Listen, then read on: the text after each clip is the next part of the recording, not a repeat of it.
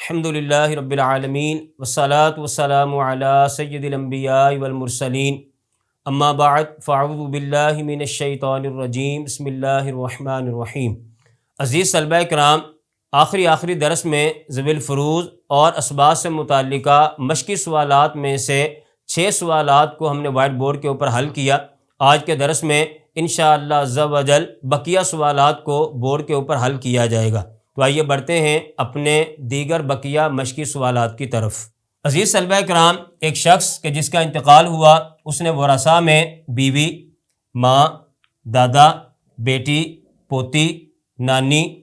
پڑپوتا اور حقیقی چچا، یہ کل ملا کر تقریباً 8 ورثاء جو ہے وہ چھوڑے ہیں۔ تو سب سے پہلے ہم بیوی کے حصے کو متعین کرتے ہیں۔ بیوی کے حوال میں ہم نے یہ پڑھا کہ اگر میت کی اولاد موجود ہو تو بیوی کو 1/8 حصہ جو ہے وہ دیا جاتا ہے۔ یہاں پر بیٹی،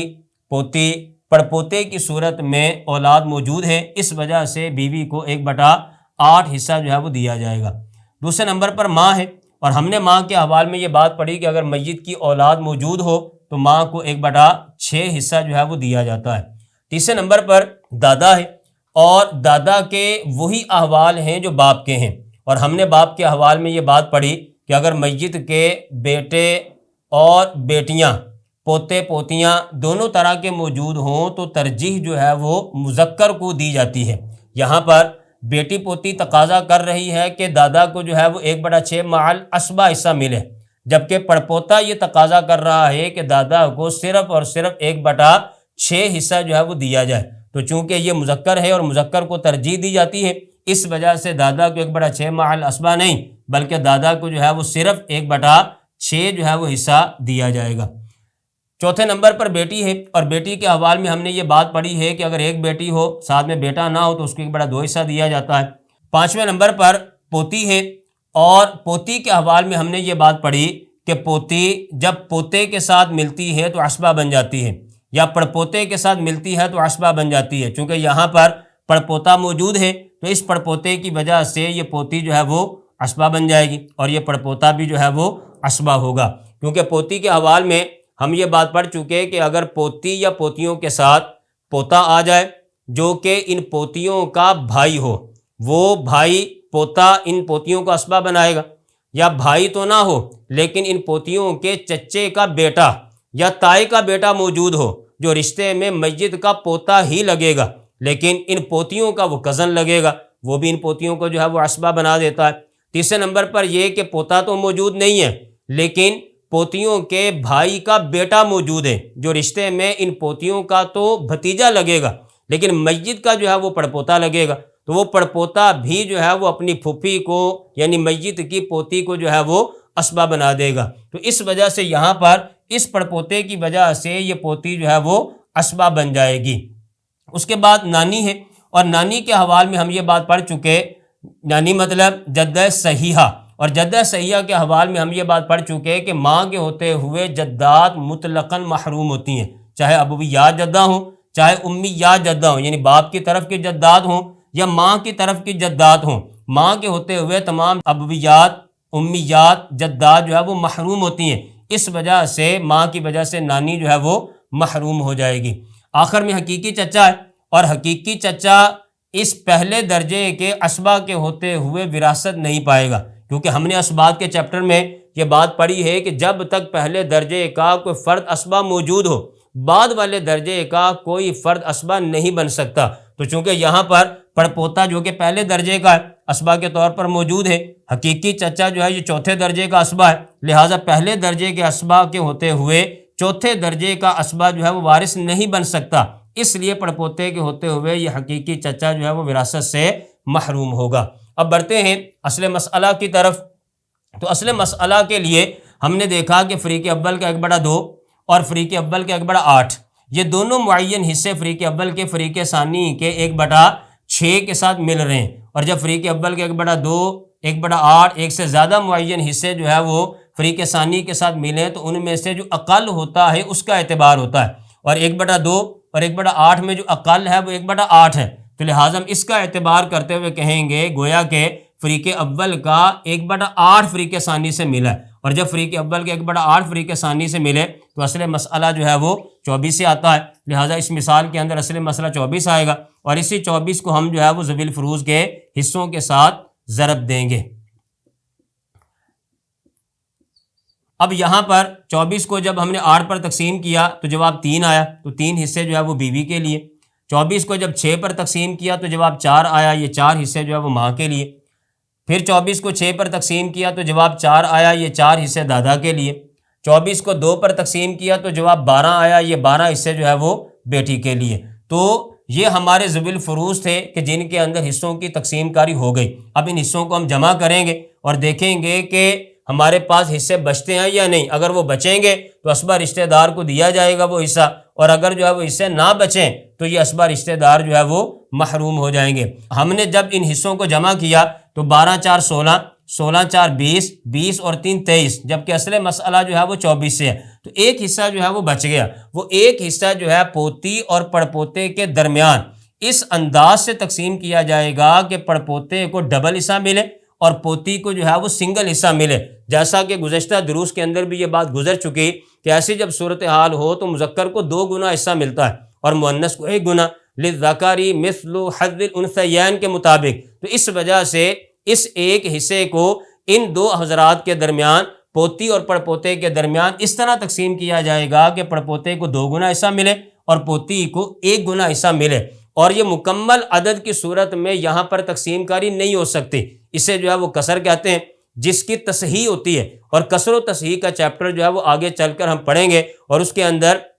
اس بات کو بیان کیا جائے گا کہ جب حصے پورے تقسیم نہ ہو رہے ہوں تو کوئی ایسا طریقہ اختیار کرنا کہ وہ حصے پورے تقسیم ہو جائیں، اسے تصحیح کہا جاتا ہے۔ تو اس مثال کے اندر یہاں پر کسر واقع ہو رہی ہے کہ یہ ایک حصہ ان 2 کے درمیان پورا جو ہے وہ تقسیم نہیں ہوتا، اس لیے اس مثال میں کسر کی ضرورت پیش آئے گی۔ تو انشاءاللہ عز و جل جب ہم کسر و تصحیح کا پورا چیپٹر، پورا باب پڑھ لیں گے اور اس کے اصول و ضوابط، جو تصحیح کے اصول و ضوابط ہیں وہ اچھی طرح سمجھ لیں گے، تو ہم انشاءاللہ عز و جل اس مثال کو خود حل کرنے میں کامیاب ہو جائیں گے۔ تو یہ ہمارے آج کے درس کی پہلی مثال تھی۔ اب ہم بڑھتے ہیں آج کے درس کی دوسری مثال کی طرف۔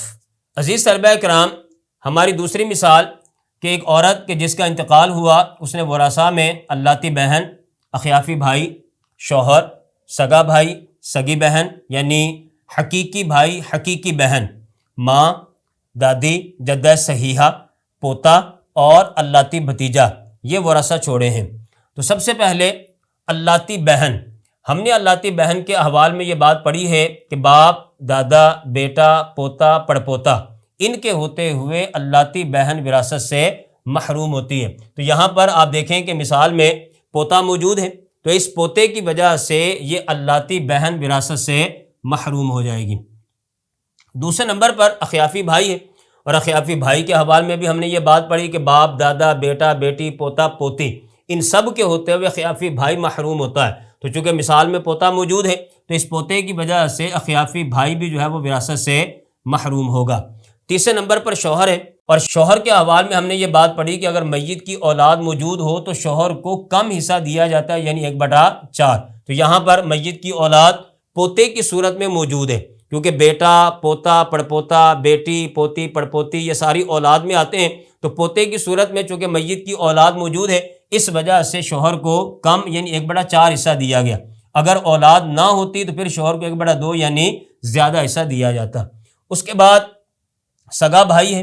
تو یہ سگا بھائی جس کو حقیقی بھائی بھی کہا جاتا ہے، اور یہ حقیقی بھائی جو ہے یہ عصبہ بنتا ہے، لیکن چونکہ مسئلے کے اندر جو ہے وہ پوتا موجود ہے، اور ہم نے عصبات والے چیپٹر میں یہ بات پڑھی ہے کہ جب تک پہلے درجے کا کوئی فرد عصبہ موجود ہو، بعد والے درجے کا کوئی فرد عصبہ نہیں بن سکتا۔ یہ پوتا جو ہے یہ پہلے درجے کا عصبہ ہے، جبکہ سگا بھائی جو ہے یہ تیسرے درجے کا عصبہ ہے، اس لیے اس پوتے کی وجہ سے سگا بھائی بھی وراثت سے محروم ہو جائے گا۔ اس کے بعد سگی بہن ہے، حقیقی بہن ہے، اور سگی بہن حقیقی بہن کے حوالے میں بھی ہم نے یہ بات پڑھی کہ باپ، دادا، بیٹا، پوتا، پڑپوتا، ان کے ہوتے ہوئے سگی بہن بھی وراثت سے محروم ہوتی ہے، لہٰذا اس پوتے کی وجہ سے یہ سگی بہن بھی وراثت سے محروم ہوگی۔ اس کے بعد ماں ہے، اور ماں کے حوالے میں ہم نے یہ بات پڑھی کہ اگر میت کی اولاد موجود ہو یا کسی بھی قسم کے دو بھائی یا دو بہنیں موجود ہوں تو اس صورت کے اندر جو ہے وہ ماں کو 1/6 یعنی کم حصہ دیا جاتا ہے۔ یہاں پر پوتے کی صورت میں میت کی اولاد موجود ہے، اس وجہ سے ماں کو 1/6 حصہ دیا گیا۔ اسی طرح جو ہے وہ سگی بہن، سگا بھائی، اخیافی بھائی، اللاتی بہن، ان کی صورت میں گویا کہ میت کے بہن بھائی موجود ہیں کہ جن کی تعداد جو ہے وہ 2 یا 2 سے زیادہ ہے، اور جب بہن بھائی 2 یا 2 سے زیادہ ہوں اس وقت بھی ماں کو جو ہے وہ 1/6 حصہ دیا جاتا ہے۔ اس وجہ سے یہاں پر ماں کو 1/6 حصہ جو ہے وہ دیا گیا۔ اس کے بعد دادی ہے، جدہ صحیحہ بھی جسے کہتے ہیں، اور ہم نے جدہ صحیحہ کے حوالے میں پڑھا کہ ماں کے ہوتے ہوئے جدات مطلقاً محروم ہوتی ہیں، چاہے وہ امیات جدہ ہوں یا ابویات، ماں کی طرف کی ہوں یا باپ کی طرف کی ہوں، ساری کی ساری جدات ماں کے ہوتے ہوئے وراثت سے محروم ہوتی ہیں۔ اس لیے ماں کی وجہ سے یہ دادی جو ہے وہ وراثت سے محروم ہو جائے گی۔ اور اس کے بعد یہ پوتا ہے، پوتا جو ہے چونکہ پہلے درجے کا عصبہ ہے اس لیے اس کو عصبہ کے طور پر جو ہے وہ حصہ دیا جائے گا۔ آخر میں اللاتی بھتیجا ہے، تو اس پوتے کی وجہ سے اللاتی بھتیجا بھی وراثت سے محروم ہوگا، کیونکہ پوتا پہلے درجے کا عصبہ ہے، جبکہ اللاتی بھتیجا جو ہے یہ تیسرے درجے کا عصبہ ہے، اور جب تک پہلے درجے کا کو فرد عصبہ موجود ہو بعد والے درجے کا کوئی فرد عصبہ نہیں بن سکتا، یعنی بعد والے درجے کا کوئی فرد عصبہ کے طور پر وراثت نہیں پا سکتا۔ اس وجہ سے اللاتی بھتیجا بھی پوتے کی وجہ سے وراثت سے محروم ہو جائے گا۔ اب اس مثال میں جو فرض حصے ہیں وہ صرف 2 ہیں، ایک شوہر کا اور دوسرے نمبر پر جو ہے وہ ماں کا، باقی سارے محروم ہو گئے، اور پوتا جو ہے وہ اس مثال کے اندر عصبہ کے طور پر جو ہے وہ حصہ پا رہا ہے۔ اس مثال میں چونکہ فریق اول کے 1/4 فریق ثانی کے 1/6 کے ساتھ ملا ہوا ہے، اس وجہ سے اصل مسئلہ جو ہے وہ 12 سے آئے گا، اور اس 12 کو ہم ذوی الفروض کے حصوں کے ساتھ جو ہے وہ ضرب دیں گے۔ 12 کو جب ہم نے 4 پر تقسیم کیا تو جواب جو ہے وہ 3 آیا، یہ 3 حصے جو ہے وہ شوہر کو دیے جائیں گے۔ 12 کو جب 6 پر تقسیم کیا تو جواب جو ہے وہ 2 آیا، تو یہ 2 حصے جو ہے وہ ماں کو دیے جائیں گے۔ 3 اور 2 5، باقی بچ گئے ہمارے پاس 7 حصے، کیونکہ اصل مسئلہ ہمارے پاس جو ہے نا وہ 12 ہے، جبکہ 5 حصے جو ہے وہ ذوی الفروض میں تقسیم ہو گئے، تو باقی جو 7 حصے بچ گئے وہ 7 حصے جو ہے وہ پوتے کو بطور عصبہ کے دیے جائیں گے، کیونکہ ہم نے عصبہ کی تعریف جو پڑھی ہے کہ جو اصحاب فرائض سے بچ جانے والا مال لے اور اکیلا ہونے کی صورت میں سارا مال لے، تو یہاں پر ذوی الفروض کو دینے کے بعد جو 7 حصے ہمارے پاس باقی بچ گئے وہ ہم نے پوتے کو بطور عصبہ کے جو ہے وہ دے دیے۔ تو یوں عزیز طلبہ کرام ہماری یہ دوسری مثال جو ہے وہ مکمل ہو گئی۔ اب آئیے بڑھتے ہیں اپنی مثال نمبر 3 کی طرف۔ ایک عورت کہ جس کا انتقال ہوا، اس نے ورثہ میں 2 بیٹیاں، 2 پوتیاں، پوتا، دادی، شوہر، 2 اخیافی بہنیں، باپ، ماں، اللاتی بھائی اور اللاتی چچا، یہ تقریباً 10 ورثہ اس نے جو ہے وہ چھوڑے ہیں۔ سب سے پہلے بیٹیاں جب 2 یا 2 سے زیادہ ہوں، بشرطے کہ بیٹا ساتھ نہ ہو تو ان کو 2/3 جو ہے وہ حصہ دیا جاتا ہے، اور جب پوتیوں کے ساتھ 2 یا 2 سے زیادہ بیٹیاں ہوں تو پوتیاں وراثت سے محروم ہوتی ہیں،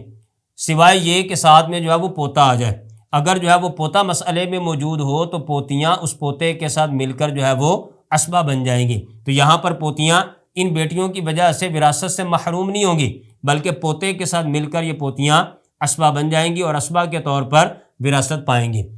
چوتھے نمبر پر جو ہے وہ دادی ہے، جسے جدہ صحیحہ کہا جاتا ہے، اور جدہ صحیحہ کے حوالے میں ہم نے یہ پڑھا ہے کہ ماں کے ہوتے ہوئے تمام جدات مطلقاً محروم ہوتی ہیں، چونکہ اس مثال کے اندر جو ہے وہ ماں موجود ہے، اس لیے اس ماں کے ہوتے ہوئے یہ جدہ صحیحہ یعنی دادی جو ہے وہ وراثت سے محروم ہوگی۔ اس کے بعد شوہر ہے، اور ہم نے شوہر کے حوالے میں یہ بات پڑھی کہ اگر میت کی اولاد موجود ہو تو شوہر کو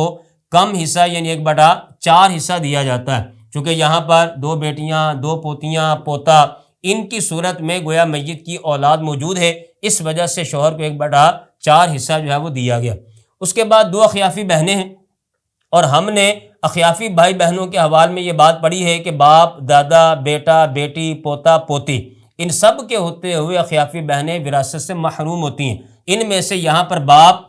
بیٹیاں، پوتیاں، پوتا موجود ہے، اس وجہ سے اخیافی بہنیں جو ہے وہ وراثت سے محروم ہوں گی۔ اس کے بعد باپ ہے، اور ہم نے باپ کے حوالے میں یہ بات پڑھی ہے کہ اگر اولاد کی صورت میں مذکر مؤنث دونوں طرح کی اولاد موجود ہو تو ترجیح جو ہے وہ مذکر کو دی جاتی ہے، چونکہ یہاں پر بیٹیاں پوتیوں کی صورت میں مؤنث اولاد ہے، پوتے کی صورت میں مذکر اولاد ہے، تو اس کو ترجیح دیتے ہوئے باپ کو صرف 1/6 حصہ دیں گے، 1/6 مع العصبہ نہیں بلکہ صرف جو ہے وہ 1/6 حصہ جو ہے وہ باپ کو دیا جائے گا۔ اس کے بعد ماں ہے، اور ماں کے احوال میں ہم نے یہ بات پڑھی کہ جب میت کی اولاد موجود ہو یا کسی بھی قسم کے 2 بھائی یا 2 بہنیں یا 1 بھائی اور 1 بہن موجود ہو تو ماں کو 1/6 حصہ جو ہے وہ دیا جاتا ہے۔ یہاں پر بیٹیاں، پوتیاں، پوتا یہ اولاد ہے جو ماں کو 1/6 حصے کی طرف جو ہے وہ محجوب کر رہی ہے، اور اسی طرح یہاں پر 2 اخیافی بہنیں بھی موجود ہیں، اللاتی بھائی بھی موجود ہے، تو ان بھائی بہنوں کی وجہ سے بھی ماں کا حصہ 1/6 جو ہے وہ بنتا ہے۔ اس کے بعد اللاتی بھائی ہے، تو یہ اللاتی بھائی جو ہے اس پوتے اسبہ کی وجہ سے وراثت سے محروم ہوگا، کیونکہ پوتا جو ہے وہ پہلے درجے کا اسبہ ہے، جبکہ اللاتی بھائی جو ہے یہ تیسرے درجے کا اسبہ ہے۔ اور ہم نے اسبات کے چیپٹر میں یہ بات پڑھی کہ جب تک پہلے درجے کا کوئی فرد اسبہ موجود ہو، بعد والے درجے کا کوئی فرد اسبہ نہیں بن سکتا، اس وجہ سے یہ اللاتی بھائی جو ہے وہ پوتے کے ہوتے ہوئے وراثت نہیں پائے گا بلکہ وراثت سے محروم ہوگا۔ اللاتی چچا چوتھے درجے کا اسبہ ہے، اور پہلے درجے کے اسبہ کے ہوتے ہوئے جب یہ تیسرے درجے کا اسبہ محروم ہو رہا ہے تو اس پہلے درجے کے اسبہ کے ہوتے ہوئے چوتھے درجے کا جو اسبہ ہے وہ بھی وراثت سے محروم ہوگا، مطلب اسبہ کے طور پر وراثت نہیں پائے گا۔ اب یہاں پر جو فرض حصے ہیں، بیٹیوں کا 2/3 ہے، شوہر کا 1/4 ہے، باپ کا 1/6 اور ماں کا 1/6، تو ان میں سے فریق اول کا صرف 1/4 ہے، باقی 1/6 اور 2/3 یہ دونوں فریق ثانی سے تعلق رکھتے ہیں، اور جب فریق اول کے 1/4 فریق ثانی کے معینہ حصوں کے ساتھ ملے، 2/3 1/3 1/6 وغیرہ کے ساتھ ملے، تو اس وقت مسئلہ 12 سے آتا ہے، لہذا یہاں پر اصل مسئلہ جو ہے وہ 12 سے آئے گا، اور اسی 12 کو ہم جو ہے وہ ذوی الفروض کے حصوں کے ساتھ ضرب دیں گے اور بعد میں جو ہے وہ اس کو تقسیم کریں گے۔ اولاً 12 کو جب 3 پر تقسیم کیا تو جواب جو ہے وہ 4 آیا، 4 کو جب 2 کے ساتھ جو ہے وہ ملٹیپلائی کیا، ضرب کیا، تو جواب 8 آیا، تو بیٹیوں کا حصے جو ہے نا وہ 8 ہیں، مطلب یہ کہ ہر بیٹی کو 4 حصے جو ہے وہ دیے جائیں گے۔ دوسرے نمبر پر 12 کو جب 4 پر تقسیم کیا تو جواب 3 آیا، تو 3 حصے جو ہے وہ شوہر کو دیے جائیں گے۔ 12 کو جب 6 پر تقسیم کیا تو جواب جو ہے وہ 2 آیا، تو 2 حصے جو ہے نا وہ باپ کو دیے جائیں گے۔ اسی طرح 12 کو 6 پر تقسیم کیا تو جواب 2 آیا، تو یہ 2 حصے ماں کو دیے جائیں گے۔ اب ہم ان حصوں کو جو ہے وہ جمع کرتے ہیں، 8 اور 3 11، 11 اور 2 13، 13 اور 2 15۔ گویا کہ یہ مثال ایسی ہے کہ جس میں اول واقع ہو رہا ہے، اور ہم آگے چل کر اول کے حوالے سے تفصیلی گفتگو پڑھنے کی سعادت حاصل کریں گے کہ کبھی کبھار ایسا ہوتا ہے کہ اصل مسئلہ جو بنایا جاتا ہے وہ کم ہوتا ہے، جبکہ نیچے جو حصے ہوتے ہیں وہ بڑھ جاتے ہیں، اسے جو ہے وہ اول کہا جاتا ہے۔ تو ایسی صورت کے اندر جو ہے وہ اصل مسئلہ کے کچھ حصے جو ہے وہ بڑھا دیے جاتے ہیں حرف عین ڈال کر، تو یہاں پر جیسے اصل مسئلہ 12 ہے جبکہ نیچے حصے 15 بن رہے ہیں، تو یہاں پر ہم جو ہے وہ اس کو اس انداز سے لکھیں گے 12 عین 15، تو گویا اب اصل مسئلہ جو ہے وہ 12 نہیں ہے بلکہ اب اصل مسئلہ جو ہے وہ 15 ہوگا۔ تو اول کی تفصیلی گفتگو انشاءاللہ عز و جل ہمارے اگلے درسوں کے اندر آئے گی، اور اس کے تمام اصول و ضوابط بھی ہم پڑھنے کی سعادت حاصل کریں گے، تو وہ پڑھنے کے بعد انشاءاللہ عز و جل ہمیں اس بات کا ادراک ہوگا کہ اول کے ذریعے جو ہے وہ مسئلہ کس طرح جو ہے وہ حل کیا جاتا ہے۔ تو عزیز طلبہ کرام، یوں ہماری یہ مثال مکمل ہو گئی کہ اصل مسئلہ 12 تھا جبکہ نیچے حصے جو ہے وہ 15 بنے، تو اس مثال میں اول واقع ہوا تو ہم نے جو ہے وہ 12 عین 15 کر کے اپنی اس مثال کو جو ہے وہ مکمل کر دیا۔ تو یہ ہماری تیسری مثال تھی۔ عزیز طلبہ کرام، آج کے درس میں مشقی سوالات میں سے 3 سوالات ہم نے حل کیے، انشاءاللہ عز و جل اگلے درس میں آخری جو 3 مشقی سوالات رہ گئے ہیں اس کو حل کرنے کی سعادت حاصل کریں گے۔ یوں ہمارے 12 مشقی سوالات جو اسبات اور ذوی الفروض سے متعلق ہیں وہ مکمل ہو جائیں گے۔